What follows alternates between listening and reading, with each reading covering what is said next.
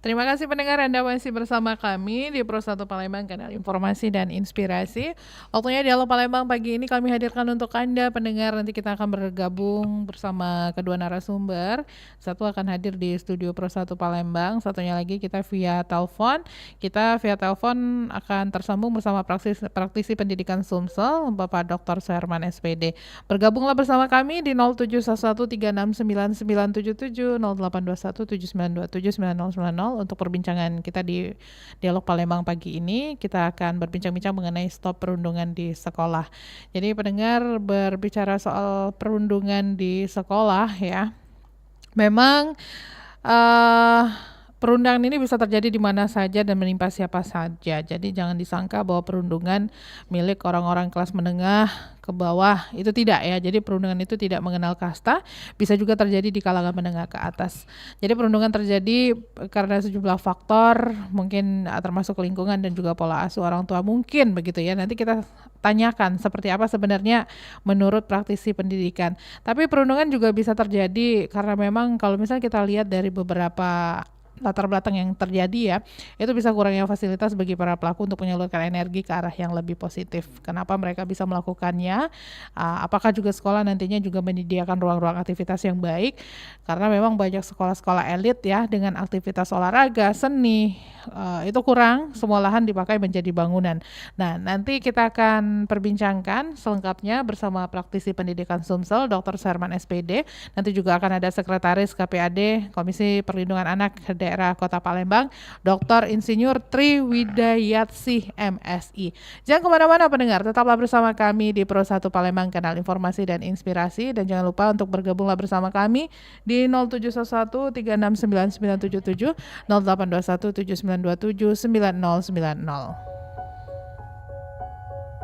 Dugaan perlakuan bullying atau perundungan menimpa MS 13 tahun, seorang siswa sekolah menengah pertama SMP Negeri Kota Malang. Akibatnya salah satu ujung jari korban terpaksa harus diamputasi.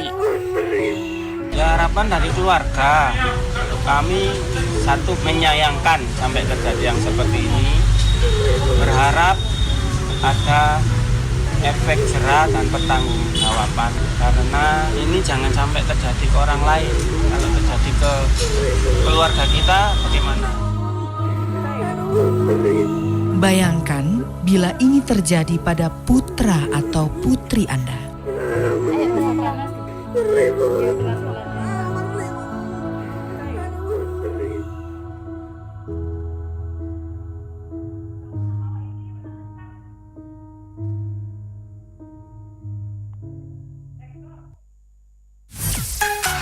Kanal informasi dan inspirasi Pro 1. Pagi hari ini kita sudah tersambung bersama praktisi pendidikan Sumsel, Dr. Suherman SPD di ujung telepon. Selamat pagi Pak Suherman. Pak Suherman, selamat pagi. Selamat pagi. Assalamualaikum warahmatullahi wabarakatuh. Waalaikumsalam warahmatullahi wabarakatuh. Terima kasih waktunya bersama RRI Pro 1 Palembang.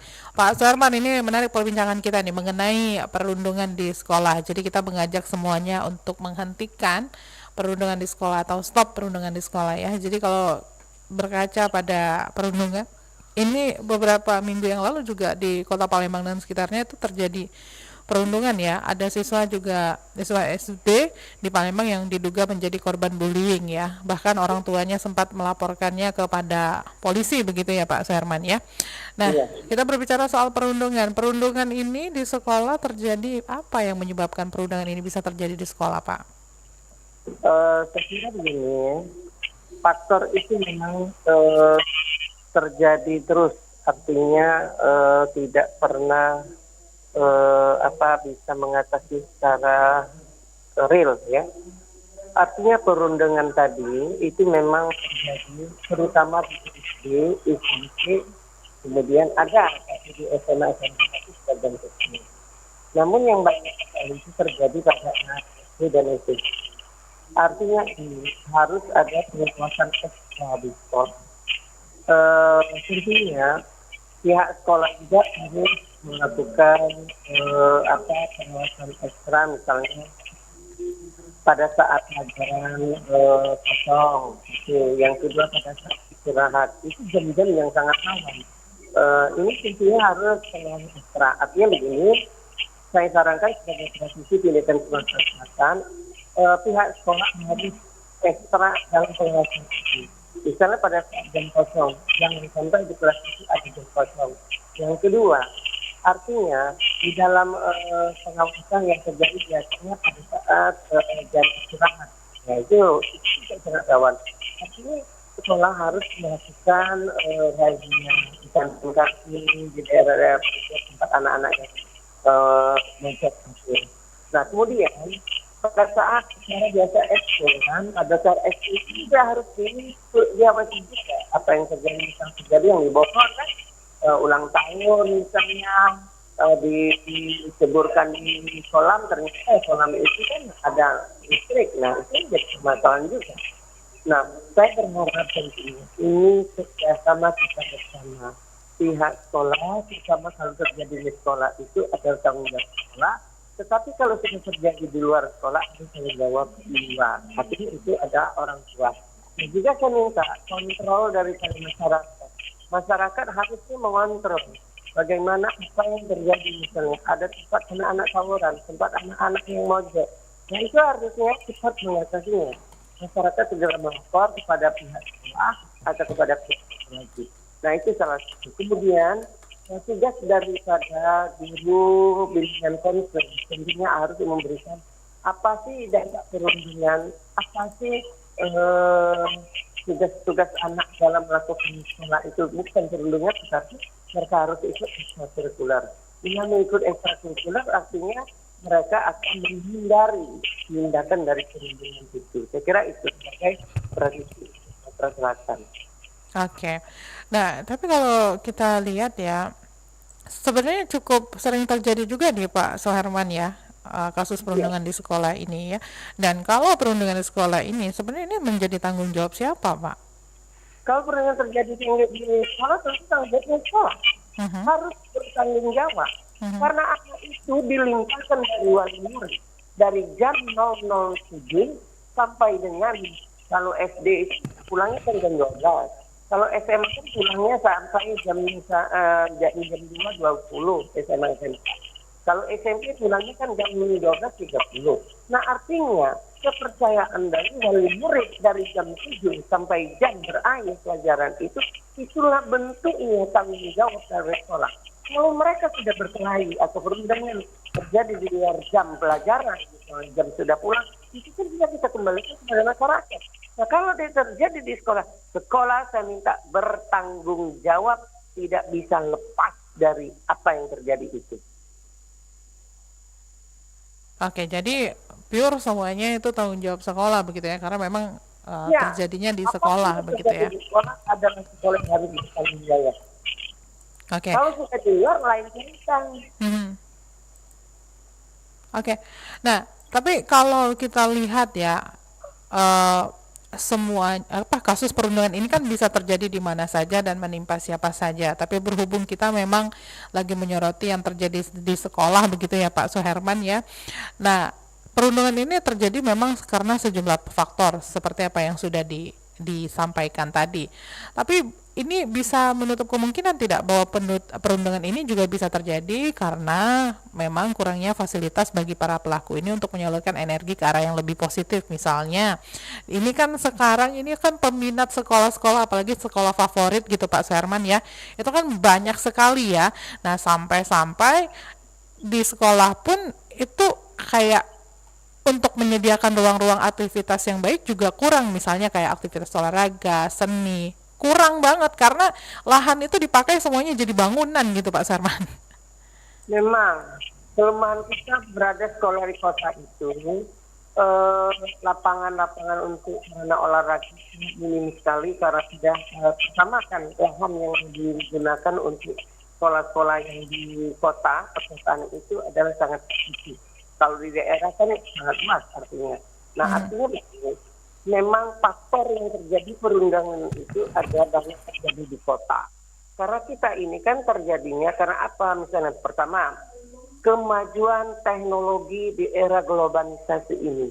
Tindakan kekerasan-kekerasan itu terjadi di semua televisi itu, adegan-adegan itu. Nah itu kan anak-anak yang masa psikologinya, masa perkembangan itu mereka ingin mengactionnya, ingin mencontoh. Nah misalnya apa yang diterapkan di STPDN misalnya, kan dari seniornya keras kepada ke adiknya. Ketika adiknya menjadi senior, dia melakukan seperti itu. Jadi perbuatan-perbuatan itu yang tidak diakui, yang dilarang oleh KPI.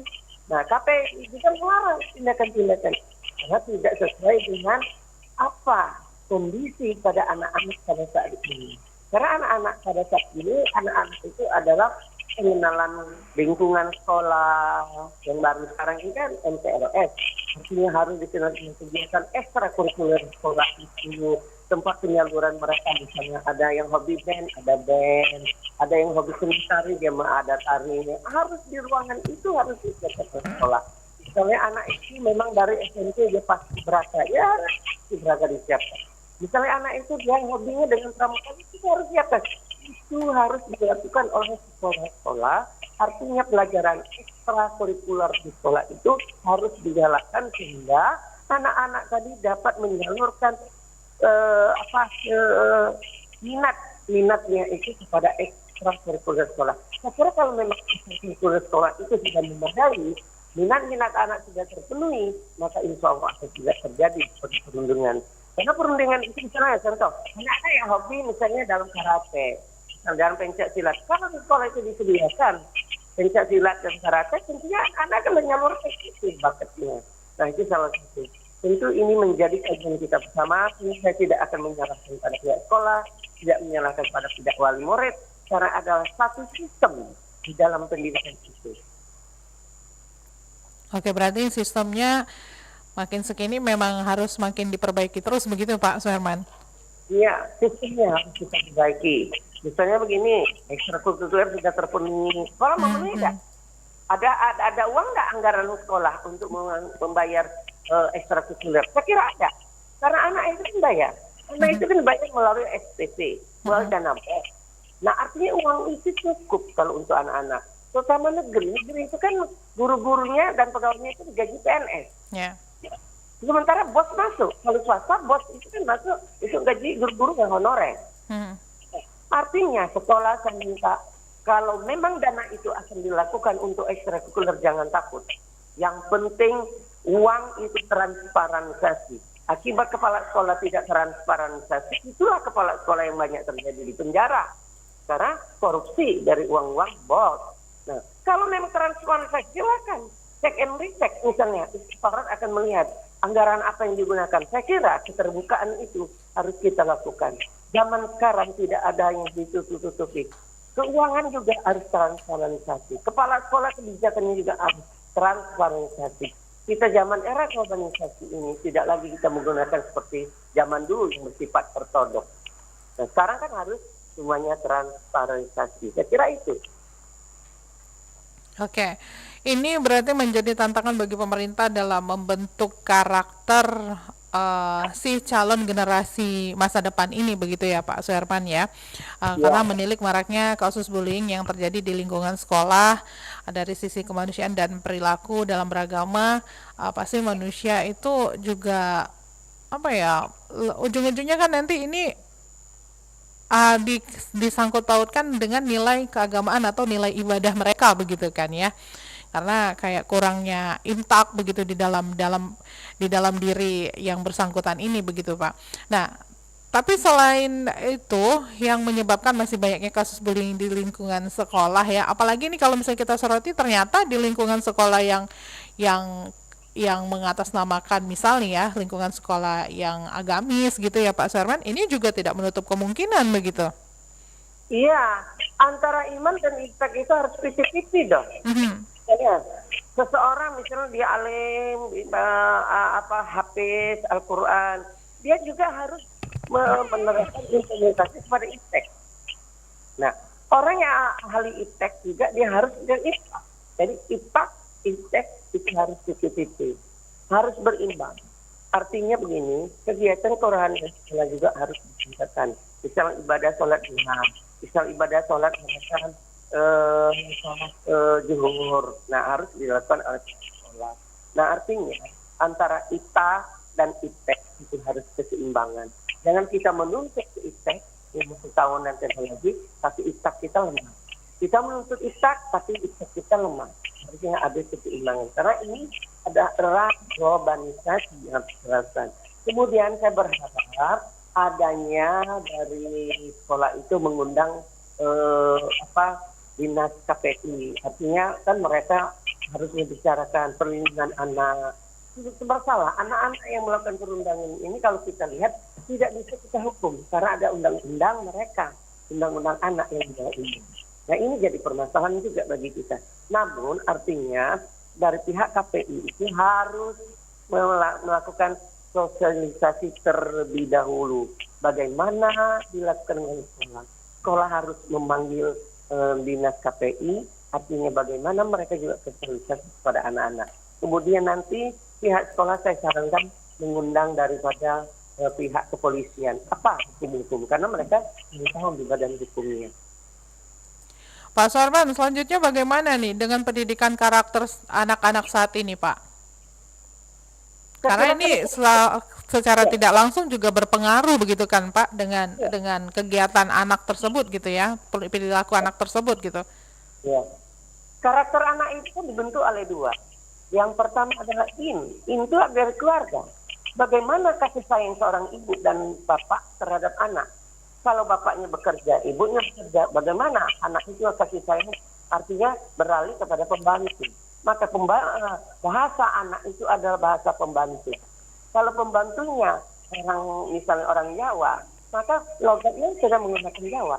Bisa pembantunya orang Lampung, sementara tinggal di Palembang, dia tidak berbahasa pembantu. Karena sehari-hari anak-anak itu dididik oleh pembantu. Kalau coba sehari-hari anak-anak dididik oleh si ibu, karena kan bahasa yang digunakan anak adalah bahasa ibu. Tapi kalau psikologi anak dengan pembantu sampai di mana tingkat inteligensi orang pembantu yang akan membentuk kejiwaan daripada anak. Nah ini adalah tanggung jawab atau dari keluarga. Kemudian itu dari masyarakat, dari luar. Artinya bagaimana anak-anak kita juga harus memilah apa yang harus perkembangan dari luar. Misalnya saya contohkan, pengaruh dari perkembangan televisi adegan-adegan yang kekerasan itu sangat tidak mendidik. Kan kalau dulu cuma ada TVRI dan TPI, Televisi Pendidikan Indonesia, itu hanya dua. Sekarang kan televisi itu sudah berapa puluh. Nah, maka saya minta kepada dinas KPI itu agar dapat mensensor semua tindakan televisi swasta yang tidak mencerminkan kepada dunia pendidikan. Oke, baik. Kami ajak Anda pendengar, kami ingatkan kembali untuk bergabung bersama kami di 0711369977, 082179279090 untuk perbincangan di pagi hari ini di Dialog Palembang pagi ini ya. Jangan lupa untuk Anda bergabunglah bersama kami. Kita masih berbincang-bincang mengenai stop perundungan di sekolah ya. Nah, jadi kasus-kasus pembulian itu memang masih sampai saat ini masih terus kita temukan begitu ya. Nah, apa yang harus dilakukan gitu Pak Suherman agar kasus-kasus pembulian atau perundungan ini tidak akan terjadi kembali begitu? Saya kira sangat sulit karena mata rantainya harus kita lakukan dari bawah, dari keluarga, dari masyarakat, dari sekolah. 3 in 1. Pendidikan itu, keberhasilan pendidikan itu tergantung daripada 3 ini. Pertama, pendidikan dari keluarga, bagaimana pendidikan orang tuanya.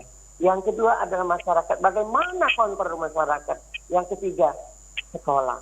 Nah, bagaimana sekolah dapat mengatasi hal itu, tentu harus ada beberapa komponen. Pertama, guru BK-nya, kedua, wali kelasnya, ketiga, wakil kesiswaannya. Semua guru harus berperanan agar bagaimana anak-anak ini dapat kita tekan perundungan itu tidak terjadi untuk yang akan datang. Tapi ini setiap tahun pasti terjadi. Nah, maka sistemnya harus kita perbaiki dari bawah, dari misalnya pendidikan dasar, dari SD, SMP, SMA, SMK. Nah, artinya ini yang harus kita lakukan. Perundungan itu terjadi banyak pada SD dan SMP. Kalau SMA itu ada tapi sebagian ya. Kemudian untuk perguruan tinggi saya kira ada, tapi sebenarnya kecil, 0,%. Tapi SD, SMP, SMA, itu yang paling banyak. SD terutama saya lihat dan SMP yang paling banyak. Nah artinya bagi sekolah-sekolah yang berada di naungan SD, sekolah dasar ya, dan itu harus ekstra.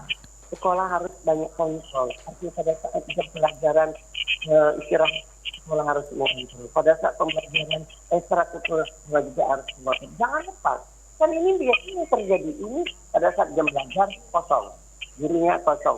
Yang kedua pada saat istirahat. Yang ketiga pada saat jam pulang.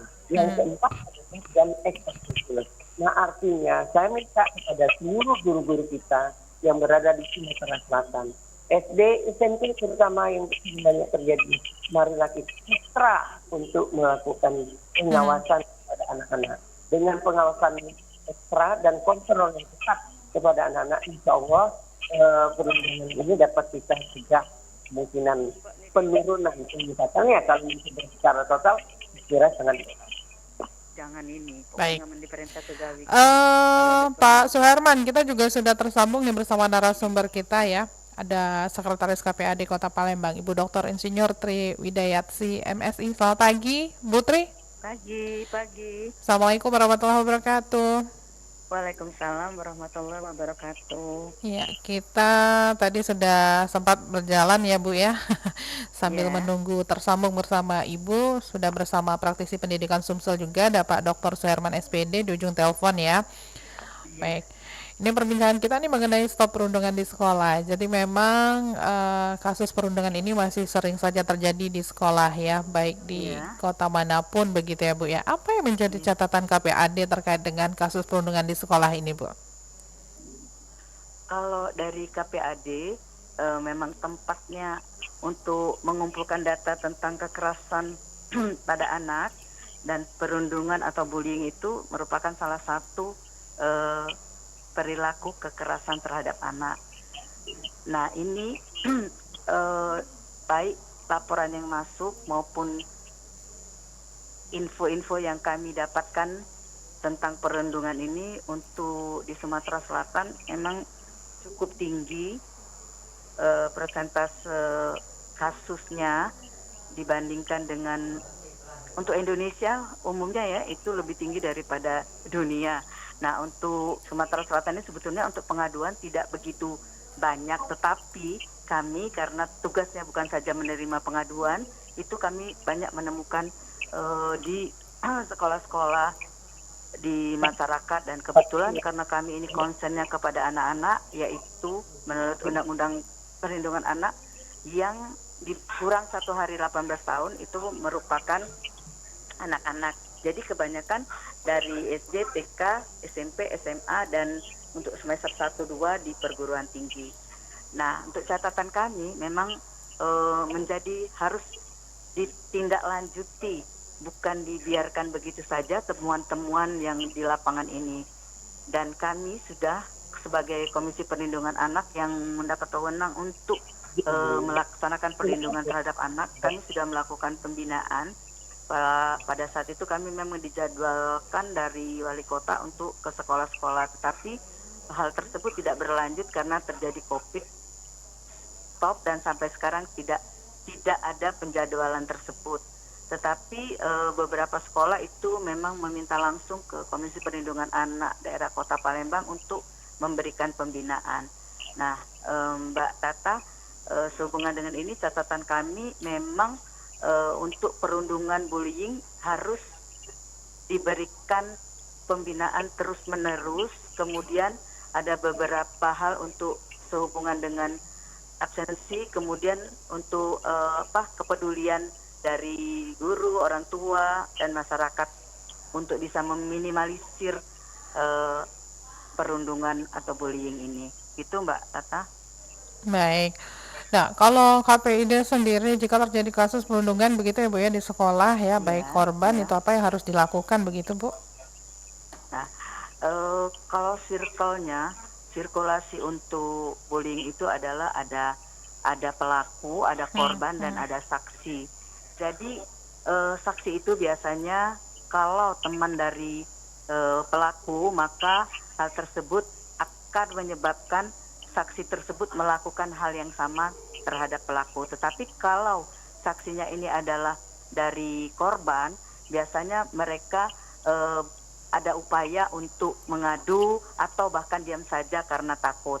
Nah, jadi guru, orang tua, masyarakat itu harus peduli. Bagaimana bentuk kepedulian kalau guru misalkan terlihat ada sesuatu yang aneh, tidak seperti biasanya, mungkin bisa ditanyakan, dirunut ada apa. Kemudian kalau dari saya bilang tadi untuk presensi atau apa daftar kehadiran, kalau misalnya sekolah tersebut sudah digital, itu bisa dihubungkan, dilingkan kepada orang tua dan guru.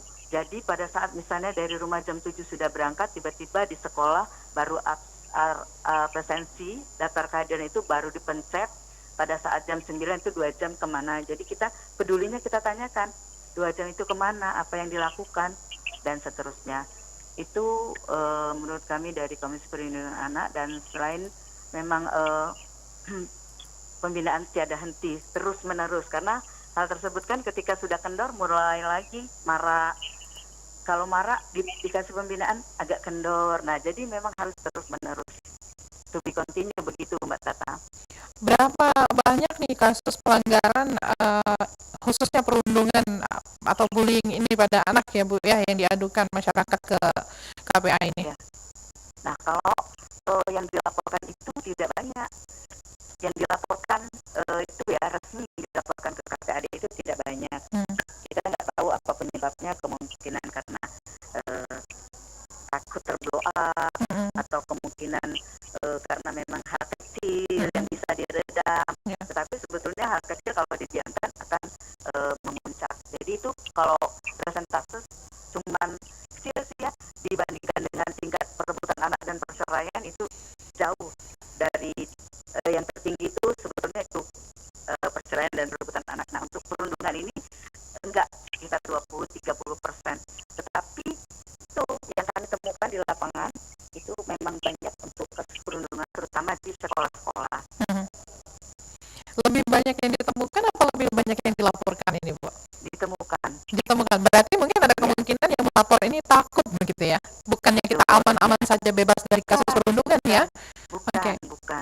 Ya. Jadi itu harus diedukasi juga masyarakat, diedukasi untuk berani melapor, orang tua itu, dan peserta didik sendiri. Oke, baiklah. Saya ke Pak Suherman kembali ya, Bu Tri ya. Mohon menunggu sebentar ya. Pak Suherman, jadi kerjasama yang diharapkan begitu ya Pak ya. Ini kan kerjasama semua lapisan ya. Kerjasama yang seperti apa sih Pak? Kalau protek juga proteknya yang seperti apa gitu ya untuk adik-adik yang ada di sekolah ini? Saya pernah menulis di harian bahwa peranan pendidikan itu ada tiga. Yang pertama adalah pendidikan rumah tangga, yang kedua adalah masyarakat, yang ketiga adalah pendidikan. Nah, disitulah tiga peranan itu membentuk karakter seseorang anak. Artinya kalau anak itu melakukan kekerasan bully kepada temannya karena bapaknya tidak keras di rumah. Nah, artinya psikologi bapak tapi berpengaruh kepada anak. Ibu juga, kalau ibunya keras berikan kepada anak, anak biasa melakukan itu juga di sekolah. Nah, artinya peran orang tua di sekolah itu vital. Karena apa? Membentukkan karakter anak itu banyak di rumah dibandingkan di sekolah. Sementara di sekolah itu guru mengajar misalnya kalau SD ya 25 menit, kalau 2 jam berarti 50 menit pertemuan antara guru dan siswa, ada interaksi antara guru dan siswa. Kalau di SMA 10 menit ya, kalau perguruan tinggi 45 sampai 50 menit. Artinya minimal yang membentuk karakter anak-anak yang masih perkembangan psikologi anak tadi, artinya adalah rumah tangga. Kemudian bagaimana kontrol yang terjadi pada masyarakat. Misal anak nongkrong, kadang-kadang kita lihat di internet. Maka saya waktu sebagai narasumber di Polda tentang judi online itu, saya minta internet yang ada di kota-kota kecil, kita minta dikontrol. Pertama di internet adakah yang kedua, adakah CCTV di online yang kesehatan? Nah, artinya peran kita juga itu harus dilakukan. Maka saya kemarin di Polda itu kita juga harus merajia itu. Kemudian orang tua, saat ini kan orang tua memasang internet di rumah. Orang tua kan tidak mengontrol anak. Sementara anak masa pertumbuhan SD, SMP itu kan masa harus bimbingan pada orang tua. Orang tua harus mengajar kepada anak-anak apa yang diambil anak-anak dari internet. Karena kan internet sekarang bebas, film-film porno bebas, kemudian judi online bebas, adegan-adegan kekerasan bebas. Sekarang kan susah kita. Kominfo saja melihat data memblokir judi online itu ada 6.000, simbolnya kan 10.000. Yang artinya ini adalah satu tanggung jawab kita bersama, tidak bisa lepas kita. Artinya peran pemerintah bertanggung jawab dalam bimbing ini, kemudian sekolah, orang tua di rumah tangga, kemudian masyarakat. Kemudian pihak kepolisian juga harus sering-sering melakukan razia. Artinya semua komponen yang kita lakukan ada satu sistem. Nah, komponen ini apabila ada satu sistem yang rusak, maka ya berpengaruh. Misalnya sekolah kurang kontrol, artinya kan di sekolah. Misalnya tidak polisian, tidak internet yang bebas yang ada di masyarakat, itu juga artinya.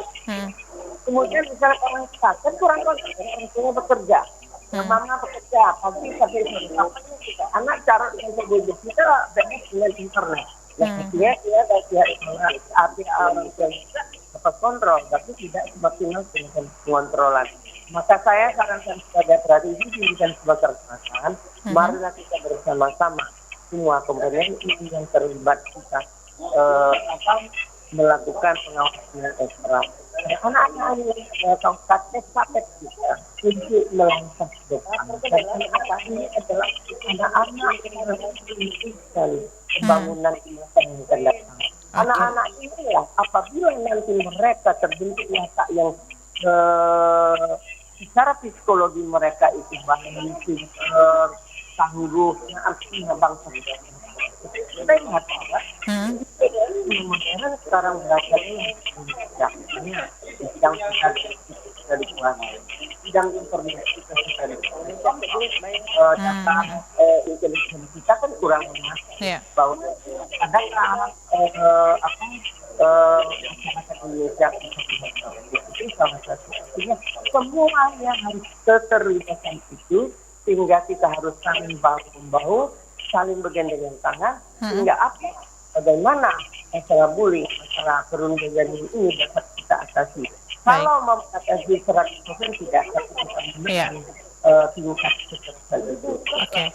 Baik, nah saya bacakan dulu ini WhatsApp yang maksudnya pertanyaan yang masuk dari akun YouTube RRI Pro 1 Palembang dari Anggi. Pagi Bapak Ibu, saya kira diperlukan sebuah pertemuan yang mungkin dapat memberi pengertian pada mereka bahwa perbuatan mereka tidak benar. Ya mungkin seperti manajemen kolbu begitu.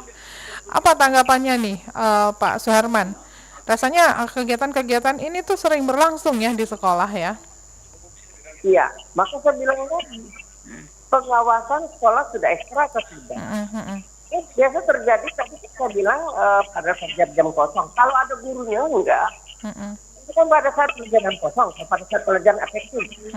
Pada saat istirahat di kantin atau di ruang-ruang pojok sekolah, banyak yang terjadi seperti itu. Seperti yang terjadi partai dikisahkan di mata anak SD yang terjadi di Jawa. Itu kan pada saat istirahat. Nah, maka saya minta kepada pihak sekolah pada saat istirahat itu sapam bergerak, guru bergerak, wakil ketuanya bergerak karena guru biksanya juga. Apa terjadi berbagi tugas kantin ini kita kontrol. Tempat anak-anak yang mojok, karena anak yang kadang-kadang merokok misalnya itu harus kita kontrol. Tapi kita libatkan itu, sekolah juga harus ekstra tentang bagaimana bullying itu tidak terjadi. Sehingga saya kira itu perannya sangat vital sekolah kalau terjadi di sekolah. Tetapi kalau itu terjadi di luar sekolah kan lepas kontrol dari sekolah. Sekolah kan tidak menjawab. Karena biasanya anak perundingan terjadi sudah pulang dari sekolah. Artinya itu tidak ada lagi tanggung jawab dari sekolah. Saya kira itu. Oke. Kalau Bu Tri sendiri bagaimana Bu menanggapi soal diperlukan pertemuan begitu ya, yang bisa memberikan edukasi kepada masyarakat bahwa ini hal yang salah dan ini harus dijauhkan begitu. Iya, betul sih, memang harus ada kerjasama karena itu memang tanggung jawab bersama. Selain kalau Mm-mm. Komisi Perlindungan Anak Daerah Kota Palembang Mm-mm. memang bertanggung jawab terhadap kekerasan terhadap Mm-mm. anak. Nah, bullying itu merupakan salah satunya, tetapi tanggung jawab itu guru, orang Mm-mm. tua, masyarakat, KPAD, pihak kepolisian, Mm-mm. itu memang semua bertanggung jawab. Artinya kalau saya sih menggarisbawahi Mm-mm. harus ada kepedulian itu Bapak Ibu, Mhm. ya Mbak Tata ya, Iya. harus ada kepedulian. Kalau tidak ada kepedulian itu tadi eh, tidak akan temuan di lapangan itu tidak jadi apa-apa kalau tidak ditindaklanjuti. Jadi perlu kepedulian kemudian dan seterusnya. Jadi kita memang harus duduk bersama. Makanya saya minta kalau bisa to be continue untuk pembinaan ke sekolah-sekolah itu kan untuk meminimalisir. Jadi ketika sedang booming lagi bisa turun, diredam, Mm-mm. nanti naik lagi dikasih pembinaan lagi. Nah itu memang orang tua biasanya kalau saya ke sekolah itu orang tuanya memang dihadirkan. Jadi kita bisa tanya jawab, sharing untuk khusus bullying kan ini ya, Mm-mm. itu Mbak Tata. Iya. Kemudian itu tadi yang presensi untuk daftar kehadiran untuk yang sudah digital bisa dihubungkan ke orang tua dan guru. Tapi Mm-mm. untuk yang tidak digital mungkin bisa membuat grup WA atau kalau zaman dulu itu buku penghubung itu walaupun tradisional tapi sangat membantu, cukup membantu untuk bisa berkoordinasi antara orang tua, guru, peserta didiknya untuk meminimalisir budaya bullying tersebut. Oke. Kalau pengawasan dari KPAD sendiri seperti apa nih, Bu? Pengawasan itu tadi mendapatkan informasi-informasi, Mm-mm. jadi kami rangkum lalu kami tindak lanjuti. Mm-mm. Kemudian kalau yang melapor kita langsung tindak lanjuti, tapi kalau KPAD sifatnya biasanya musyawarah, jadi kita Mm-mm. duduk bersama membicarakannya. Nah, tetapi memang peserta didik itu harus diberi pemahaman tentang Mm-mm. bullying tersebut, bahwa perlakuan yang dilakukan berkali-kali Mm-mm. bertujuan untuk menjatuhkan fisik maupun psikis dari person tersebut. Tuh. Hmm. Tapi kalau yang terjadi di lapangan tuh seringnya latar belakang yang mengakibatkan terjadinya kasus perundungan di sekolah ini apa, Putri? Di mana? Di lapangan. Iya. Itu tadi Bu, kalau di sekolah kan bercandaan anak-anak. Itu tadi kata Pak Suherman, Mm-mm. pada saat istirahat atau nggak ada guru di kelas, Iya. itu akan terjadi. Tetapi sebetulnya kalau perundungan itu walaupun seringnya memang di tengah orang ramai, Mm-mm. kan yang pelakunya itu merasa hebat. Jadi Iya. di tengah ramai mereka berani. Itu tadi circle-nya adalah pelaku, korban dan saksi. Jadi itu harus diinikan semua, Bu, diberi edukasi bahwa ada sanksi hukum apabila terjadi tindakan bullying tersebut. Iya. Nah, jadi kalau saya, Bu, itu tadi kepedulian, kemudian presensi itu kalau digital silakan dihubungkan ke orang tua dan guru. Kemudian kalau misalnya manual pengawasan, kemudian buku penghubung, WA group untuk koordinasi untuk meminimalisir. Yang jelas si anak atau peserta didik itu harus mengetahui dengan jelas apa sih perundungan itu. Kalau sekali mungkin bercandaan, tapi kalau terjadi berulang-ulang artinya itu memang untuk menjatuhkan seseorang. Kan banyak hal, anak tiba-tiba nangis pulang ke rumah karena mam dikatain ini. Nah itu adalah bentuk perundungan. Kalau sudah menyebabkan anak nggak mau sekolah, kemudian ada sampai bunuh diri bahkan untuk hal tersebut, ya. Oke. Paling banyak nih pelaku perundungan ini kalau yang dihimpun oleh KPAD sendiri laki-laki apa perempuan nih, Bu? Laki-laki kebanyakan. Oh, laki-laki ya? Iya, laki-laki. Tapi perempuan yang merasa tuh mereka tuh dominan biasanya, pengen berkuasa, pengen lebih. Nah Iya. itu ada juga untuk perempuan, tetapi tidak seganas lelaki. Mhm. Oke, baiklah kalau begitu. Pendengar silakan untuk bergabung kembali bersama kami di 0711369977, 082179279090 untuk yang ingin bergabung, yang ingin bertanya langsung ya. Kita masih berbincang-bincang ini mengenai stop perundungan di sekolah. Masih bersama Sekretaris KPAD Kota Palembang, Ibu Dr. Insinyur Tri Widayatsi MSI, dan juga praktisi pendidikan Sumsel, Dr. Suherman SPD. Nah, tadi sudah dijelaskan panjang lebar. Nah, tapi ini Bu Tri ya, yang mau saya tanyakan juga. Tadi pengawasan udah ya. KPAD ini akan melakukan pendampingan juga nggak kepada anak-anak yang menjadi korban perundungan ini? Halo, Iya, halo. iya Iya, Bu. boleh langsung dijawab Mbak Tata? Iya boleh, silakan. Oh ya, nah iya untuk perundungan ini ketika mereka melapor itu kita ada pendampingan. Iya. Biasanya mereka tidak hanya melapor KPAD tapi ada yang lebih progresif lagi sudah melapor ke pihak berwajib. Jadi kami melakukan pendampingan. Memang tugas dari KPAD salah satunya adalah pendampingan terhadap kasus-kasus kekerasan terhadap anak. Mm. Pendampingan tuh sampai mana gitu Bu? Ya, sampai ke persidangan, misalnya terjadi persidangan kami mendampingi. Tapi kalau bisa selesai dengan musyawarah, cukup musyawarah. Tapi biasanya untuk KPAD kita tidak melakukan hal-hal lain kecuali musyawarah, pembinaan, memberikan edukasi, hal-hal pihak-pihak yang diperlukan seperti itu. Kalau mekanismenya seperti apa nih Bu? Ini biar masyarakat juga tahu begitu ya Bu ya. Kalau misalkan ingin minta tolong begitu ya bersama KPAD ini. Ya, mekanismenya misalnya masyarakat mau mengadu silakan langsung ke Komisi Perlindungan Anak daerah Kota Palembang apabila kejadian terjadi di Kota Palembang. Melapor permasalahan, kemudian nanti kami akan melakukan tindak lanjut. Jadi tindak lanjut itu pertama itu tadi memanggil pihak-pihak yang berkompeten di situ, kemudian kita memberikan mengetahui dulu merunut kekusutan itu kan bisa dilempengkan, bisa diinikan dengan saling terbuka, berbicara terbuka. Nah itu nanti untuk keterusannya kita hanya sampai di Komisi Perlindungan Anak. Tapi kalau yang bersangkutan korban melapor ke kepolisian, kami akan mengikuti, mendampingi. Dan biasanya pihak kepolisian ketika ada persidangan untuk hal tersebut, kami dari Komisi Perlindungan Anak memang dipanggil, ada surat tertentu untuk melakukan pendampingan.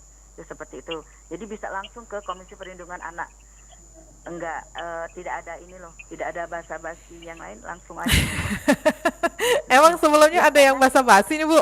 Enggak, bukan. Kan kalau tempat lain melapor itu ada uangnya. Nah, kalau kami tidak, free. Oh, free ya Bu? Iya. Oke, berarti ini sudah ditekankan oleh Bu Tri nih pendengar ya, bahwa tidak dipungut biaya apapun begitu ya. Tidak. Oke, saya bacakan dulu nih WhatsApp Pak Suherman dan Bu Sri ya. Ini ada WhatsApp dari pendengar. Pagi Bapak Ibu, saya Wahyuni di Sekojo. Bisakah tiap sekolah ini ada petugas atau tim khusus yang ditugaskan untuk mengawasi sekolah agar kasus ini tuh tidak kembali terjadi? Wah, Satgas nih. Gimana nih Bu tanggapannya nih? Saya ke Pak Suherman dulu ya Bu Tri ya. Silakan Pak Suherman. Kan sudah saya bilang tadi bahwa ada petugas kemudian wakil kesiswaan, kemudian satpam. Artinya ada melihat pada saat istirahat, artinya satpam berkeliaran ke kantin-kantin. Kemudian melihat apa di musola atau masjid misalnya. Biasa kan tempat tongkrongan anak di situ, tempat anak-anak merokok. Nah kalau itu dilakukan oleh guru BK, oleh satpam, oleh para wakil kesiswaan yang jadi, saya kira bisa dilakukan. Tapi kontrol itu merupakan vital bagi sekolah. Oleh sebab itu saya berharap artinya peran sekolah dalam pengawasan itu harus ekstra. Terutama apa yang terjadi pada SD dan SMP. Kalau SMA ada tapi sebagian kecil. Tapi kan datangnya emosi itu dari SD dan SMP. Oke, tapi kira-kira ya Pak, kalau misalkan ini nanti ada satgas gitu ya, ini yang paling kompeten begitu ya, Kalau misalnya disusun gitu ya Pak ya, dari mana saja yang harus dilibatkan gitu Pak? Saya kira kalau memang pertanyaannya kalau kita membentuk satgas misalnya ada khusus ya artinya harus kita lakukan adalah pengeluaran ekstra keuangan sekolah. Maukah keuangan sekolah itu? Tapi baiknya memang harus kita bentuk seperti itu. Tapi tugas mereka mengawasi itu. Namun saya kira kalau keuangan anggaran sekolah kita sangat minim, maka peran yang kita perdayakan adalah wakil kesiswaan atau semua wakil kepala sekolah yang ada di sekolah itu. Kemudian guru BK. Guru BK kan banyak dalam satu sekolah. Yeah. Guru BK itu kan tanggung jawabnya 100 guru, 150 anak. Kemudian satpam sekolah tidak mungkin satu, lebih dari satu. Saya kira itu kita perdayakan saja petugas itu untuk melakukan pengontrolan. Oke, perlu melibatkan pihak luar nggak Pak? Misalnya polisi, apa? Melibatkan pihak KPID. Iya, KPAD. Perlu sosialisasinya itu. Maka saya bilang tadi, kita harus memanggil pihak sekolah minta sosialisasi dari KPAD, kemudian dari Kapolsek tentunya. Kan Babinsa ada sekolah itu ada Babinsa. Setiap sekolah itu ada Babinsa yang diberikan oleh Kapolsek. Nah, artinya itu harus kita lakukan juga. Tapi kan itu kan sifatnya kan tidak menetap di sekolah, Pak. Apakah tapi kan tetap itu kan sifatnya tidak menetap di sekolah nih. Kayak Babinsa segala macamnya itu kan pasti kayak patroli gitu loh, Pak ya. Nah, ini kalau misal itu ada petugas itu sekolah tanggung jawab. Tapi memang benar Babinsa juga kadang-kadang datang sebulan 2 kali, sebulan 3 kali. Kan Babinsa itu dibiayai oleh sekolah juga, ada uang transport. Nah maka saya minta Babinsa juga harus pada saat-saat tertentu dia harus melakukan pengontrolan itu. Jadi saya minta dengan hormat kepada Kapolsek yang berada di seluruh kota Palembang dan Sumatera Selatan agar dapat melaksanakan Babinsa itu tugas dengan secara maksimal. Artinya tidak perlu dia nak datang tiap hari karena tugas dia kan sebagai kepolisian, tapi di sektor masing-masing. Tetapi saya berharap mereka ada tugas misalnya minimal seminggu sekali mengontrol, saya kira itu. Oke, berarti cukup ya dengan waktu seminggu sekali untuk mengontrol itu ya Pak? Iya, Babinsanya. Oh, Babinsanya. Oke, baiklah. Kalau tugas para wakil wajib setiap hari. Wakil, guru BK, wali kelas. Kalau kita perdayakan aja di situ saya kira. Karena anggaran kita sekarang sangat berat loh. Kalau mengeluarkan anggaran itu harus mendapat persetujuan. Misalnya bos itu harus mendapat persetujuan. Pengeluaran itu harus persetujuannya dari para wali murid. Harus diadakan rapat pengeluaran ekstra itu. Saya kira itu. Jadi sangat berat sekali kalau kita akan mengeluarkan dana bos. Sementara kan Babinsa itu sudah ada transport yang dikeluarkan oleh pihak. Oke, baiklah. Baik, ini Pak Suharman dan juga Putri, waktu sudah menunjukkan pukul 8:50 waktu Indonesia Barat. Dan kita sudah berbincang-bincang ya, masing-masing dari Putri dan juga Pak Suharman menyapa pendengar kita menilik fenomena bullying ya, pelajar Indonesia. Ini maksudnya yang terjadi perundungan di sekolah, stop perundungan di sekolah. Tapi sebelum diakhiri, apa yang mau disampaikan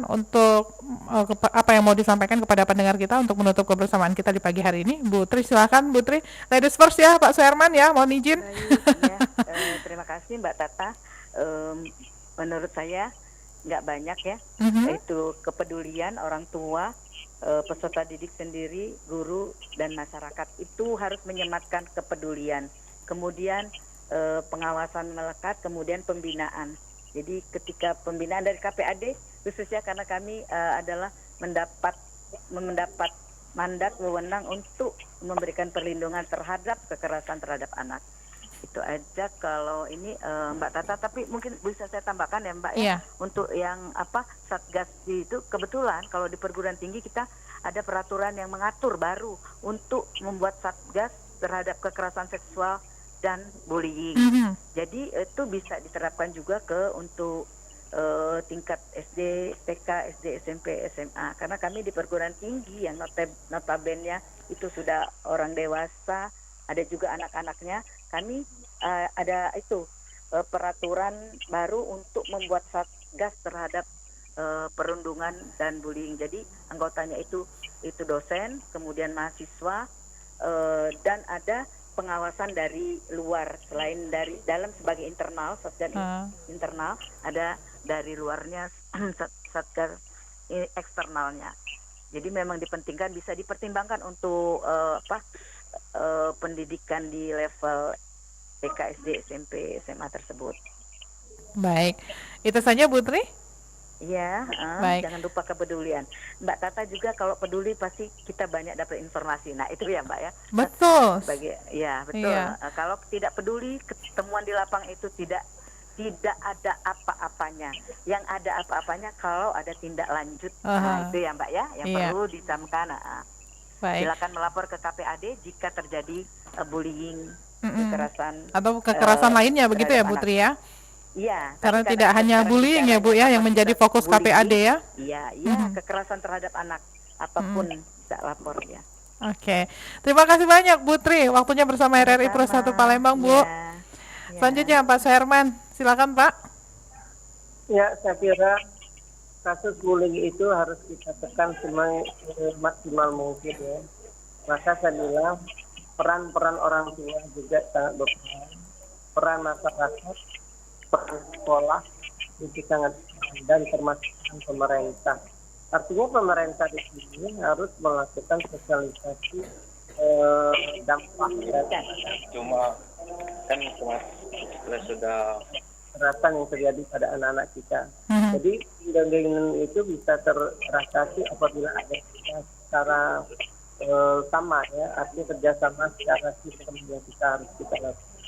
Kemudian masyarakat juga tentu harus memiliki peran yang sangat besar karena mengontrol. Biasanya anak-anak nongkrong, kadang-kadang anak-anak jam belajar dia nggak sekolah, dia nongkrong pada masyarakat. Nah itu perlu kita lakukan. Artinya semua pihak ini dapat berjalan apabila kita saling bergandeng tangan untuk melaksanakan itu. Karena saya bilang anak tadi kan anak adalah perkembangan anak ini adalah perkembangan suatu bangsa juga. Artinya psikologi anak ini akan membentuk karakter anak-anak ketika mereka menjadi orang pemimpin nanti. Nah artinya kalau anak-anak kita sudah dibimbing dengan kepemimpinan berkualitas dan berkuantitas, tentu akan berpengaruh pada pemimpinan kita masa yang akan datang. Saya kira itu. Baik, terima kasih banyak untuk kedua narasumber yang sudah menyapa pendengar kita di pagi hari ini, sudah berbincang-bincang di Dialog Palembang pagi ini. Pak Dr. Suherman SPD, praktisi pendidikan Sumsel. Terima kasih Pak. Assalamualaikum warahmatullahi wabarakatuh. Waalaikumsalam. Ibu Dr. Insinyur Tri Widayatsi MSI, Sekretaris KPAD Kota Palembang. Terima kasih Bu Tri. Assalamualaikum. Sama Mbak Tata. Waalaikumsalam warahmatullahi wabarakatuh. Baik, sampai berjumpa kembali ya kedua narasumber untuk di segmen selanjutnya. Baik pendengar, kita sudah berbincang-bincang bersama kedua narasumber, Dr. Suherman SPD, praktisi pendidikan Sumsel, dan Dr. Insinyur Tri Widayatsi MSI, Sekretaris KPAD Kota Palembang. Demikian dialog interaktif Palembang pagi ini, stop perundungan di sekolah, dan pastinya semuanya ini butuh kerjasama siapapun itu ya. Jadi siapapun yang melihat ada aksi-aksi perundungan sekolah ini, jadi silakan saja untuk melaporkan ke KPAD atau di bagian-bagian yang bisa menampung aspirasi kita ini ya. Jadi jangan sampai kita membiarkan perundungan ini makin marak di sekolah maupun di lingkungan di luar sekolah. Dan selanjutnya kami masih akan terus menemani Anda di sepanjang Palembang pagi ini. Tetaplah bersama kami di Pro 1 Palembang, kanal informasi dan inspirasi. Saya Tata Edin masih terus akan menemani Anda. Demikian dialog Palembang pagi ini untuk edisi hari ini, hari Senin 15 Juli 2024. Baru saja Anda ikuti dialog Palembang pagi ini.